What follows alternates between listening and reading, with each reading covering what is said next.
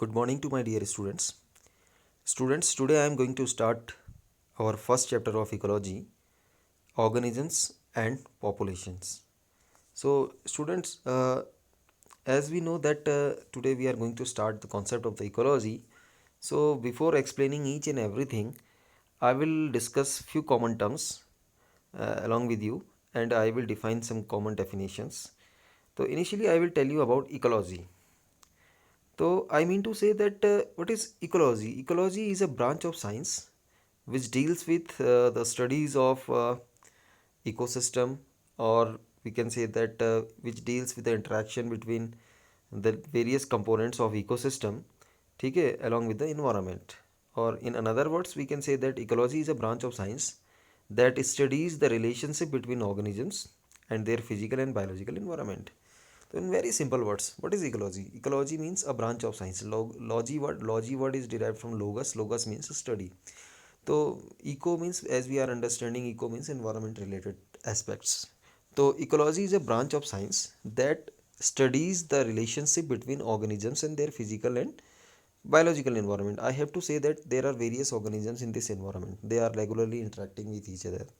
So we are studying their relationship between them in ecology, as well as the living organisms are interacting with various abiotic factors, like they are interacting with light, they are interacting with soil, they are interacting with water, they are interacting with air. So means all the studies in which the organisms are interacting with each other as well as other physical and biological environment, it is referred as ecology. And while we are talking about ecology, so in ecology there are various levels of organization. As we studied in the case of the structure of the body, as there are different levels of organization, like cellular organization, like tissue level, like organ level, organ system level. So similarly here in ecology there are different levels. So what are these levels? I am telling you that initially I can say that the first level is called as organism. ठीक है. An organism, you know that, and every individual or every living organism can be referred as organism, and it survives throughout its life cycle. It reproduces, ठीक है, and forms its fertile offspring. So simply a single species, an individual of a single species can be considered as organism, ठीक है, which has a definite lifespan, and during his lifespan he is going to reproduce, he is going to survive, or he is going to adapt itself according to the changing environmental conditions. Then the next level comes, and next level is known as population. Now, what is population? In very simple words, I have to say that population means a group of individuals of the same species which are surviving in a particular geographical area. तो मैंने कहने का मतलब ये है कि किसी particular reason पे रहने वाले एक ही स्पीसीज के जो इंडिविजुअल हैं, they can be considered as populations. Now अब बात करें कम्युनिटी की, third level is community. Now what is community? Community means a group of individuals, ठीक है, ऑफ डिफरेंट स्पीसीज. अभी अभी what this is the difference between population and community. Population की बात करते हैं तो हम किसी पर्टिकुलर एरिया में रहने वाले खाली सिंगल स्पीसीज के बारे में बात करते हैं. For example I am talking what is the population of India. India की पॉपुलेशन तकरीबन 1 अरब 40 करोड़ है. तो मीन्स हम खाली ह्यूमन बींग को काउंट कर रहे हैं.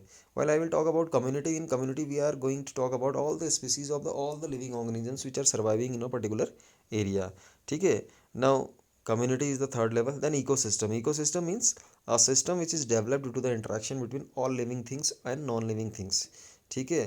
तो or in another words we can say that ecosystem is a energy flux and cycling of nutrient. तो means a system which is developed due to the interaction between different biotic and abiotic factor, because as we know that our all living organisms are related, or they have relationship with abiotic factor, and this develops a system, and this system is referred as ecosystem. And finally biosphere means a complete zone. It is comprised of biosphere, lithosphere and hydrosphere where the life exists. ठीक है. So these are the different levels of organization of ecology.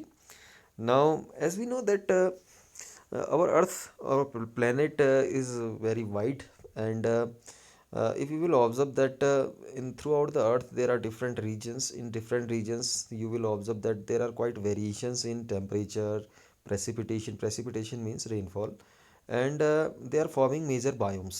ठीक है. Major biomes means a large zone where which has different ecosystems, and where the living organisms are interacting with each other as well as the other abiotic factors.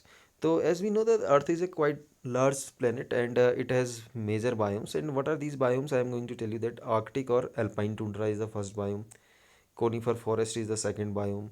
ठीक है, temperate forest is the third biome. Grasslands are the fourth biome, and the tropical forests are the fifth biome, and deserts are the sixth biome. मतलब there are six different biomes where the climatic conditions are quite different, temperature is quite different, ठीक है, intensity of sunlight is quite different throughout the year, as well as rainfall is, or precipitation I have to say, that is quite different. So due to these different physical conditions, or different variable conditions, six different types of varieties of living organisms are occurring, and these are considered as biomes. And the first one is Arctic or Alpine tundra, second one is conifer, third one is temperate, fourth one grassland, fifth one tropical forest, and the last one is deserts.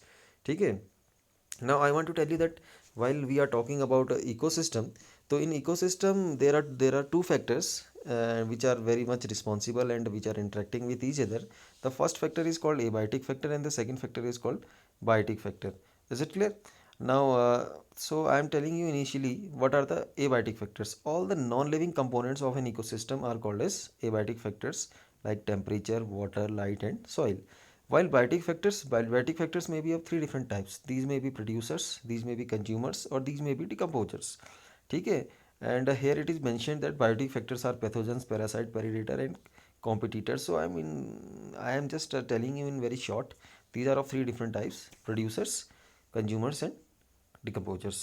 ठीक है.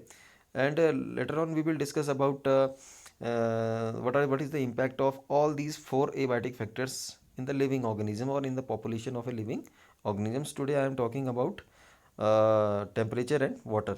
ठीक है. So initially I am talking about temperature. The physiological function and geographical distribution of organism is governed by temperature.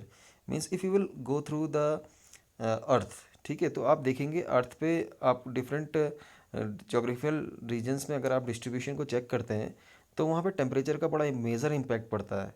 ठीक है, क्योंकि because temperature effects kinetics of enzyme, BMR basic metabolic rate, और physiological action of organism. तो temperature के according organism सबको अपने आप को अडॉप्ट किए हुए हैं. आप देखोगे जो पोलर रीजन्स हैं वहाँ पे पॉपुलेशन कम मिलेगी. उससे नीचे की ओर आना शुरू करेंगे आप ट्रॉपिकल रीजन्स की ओर, इक्वेटर की ओर, तो पॉपुलेशन बढ़ते हुए नजर आएगी. फिर आप अगर साउथ पोल की ओर जाओगे, धीरे धीरे पॉपुलेशन कम होते चले जाएगी. तो इट मीन्स जो आपका टेम्परेचर है, it is playing a major role in the distribution of organisms throughout the planet.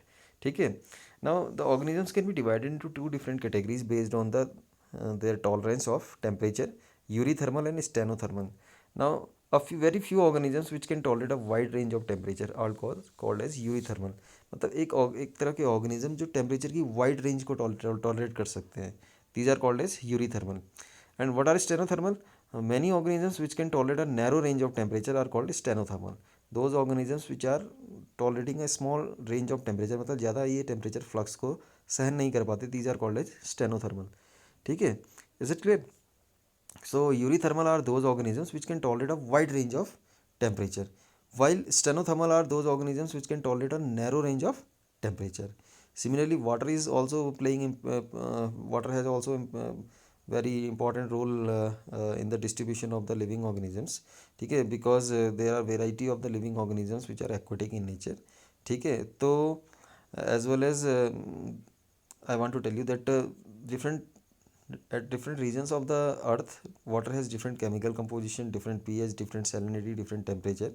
So due to it, the living organisms are of also of two types: euryhaline and stenohaline. The term is quite different, but as we discussed in eurythermal as well as stenothermal, the terms are here euryhaline or stenohaline. So means the group of organisms which can tolerate a wide range of salinity, means a group of organisms which can tolerate a wide range of salinity, मतलब बहुत ज़्यादा salinity में variation को जो tolerate कर सकते हैं, these are called as euryhaline. While what are stenohaline? Those can tolerate a narrow range of salinity are called stenohaline. Now in tomorrow video I will discuss in detail about these eurythermal as well as stenothermal as well as euryhaline and stenohaline. So till then, thank you, bye bye, and have a nice day.